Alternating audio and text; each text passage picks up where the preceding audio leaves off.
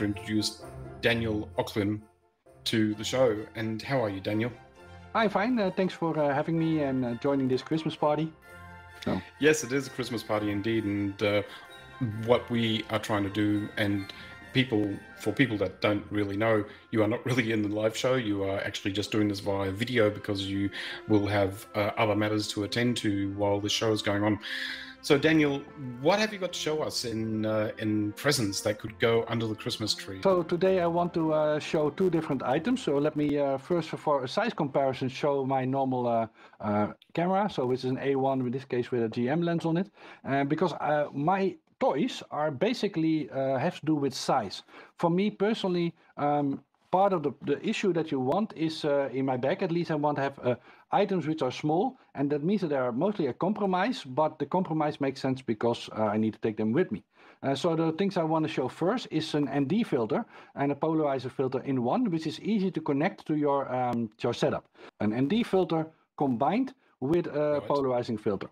And the nice thing about this is that you can quickly put it on any lens. So it has this, you have to fiddle around a little bit, you can see it becomes smaller and bigger, so you can easily put it on your lens and then use it. And yeah, I like these kinds of things because they don't mean I have to have a lot of stuff in my bag when I'm traveling and I want to keep the setup small. It's about 200 euros or dollars, so you have to twist it a little bit and then it's quite easy to put on the lens. You let it go and you can see now it's connected to the lens. Just and like you can that. use it, yeah, and you can use it quite easily. Okay, so is there a way to adapt more filters onto it, or is it just... Yes, you can still attach the magnetic filters on top of it if you want. I did find, and that's why I said it's a compromise. All these things are kind of like a compromise. Yes, you can't take the CP filter off, that's one thing. And it claims to be a 10-stop filter, but realistically on wider lenses, it starts giving you the X in about 8 stops. So a good extra trick is to put your camera sometimes on, not if you're doing it for photography, not on, let's say ISO 100, but put it on 50 so you gain a little bit. But it should be enough. But if need be, in the same bag, you can quite see that you can still put like a 3-stop filter in there and that combine that with that. Yeah, we should just explain that this is an ND filter, of course. So what stops have you got on that filter? So it has a default, it has a CP filter in there, so a polarizer, which is one of the rings. So once you have it on, you see that there's two little rotating parts. One is for the ND filter, which goes from 1 to 10. But like I said, most of the time I wouldn't go over probably 7 or 8. And then, of course, the CP filter you can just turn to take the glare off things.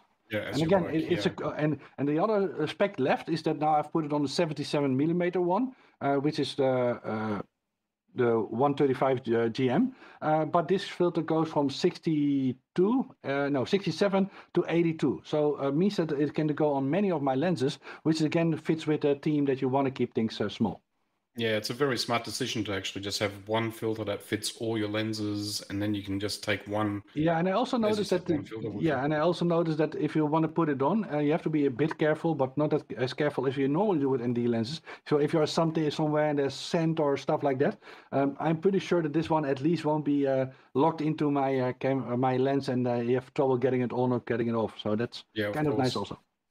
The only problem is that you would actually have to take your lens hood off, and does it actually come with a filter cap, like a cover? No, so you always have to take it off. For me, that's not an issue because I always have my lens hood in my bag and even the cap on there. So it's not a bother. The reverse would be more of a bother for me. You have other products, which are also nice for magnetic way of attaching filters, is that you put something on the lens itself and then you attach it, which is even quicker. But the downside there is that you have to have something on each lens, and that also blocks most of the time your cap. So yes, you have to put this on every time, but it's quite a quick action. You take the hood off, or you might even be able to reverse it. I never do that. I take the hood off and then put it on. But I see that as a plus, not as a negative, to be fair. Excellent. Very good, Daniel. Well, thank you very much for showing us that one. And no let's see if people are going to find that under their Christmas tree this year. Yeah. Okay. I think I would love to find it under my Christmas tree. So. Excellent. Thank you very much, Daniel. No problem. Bye-bye.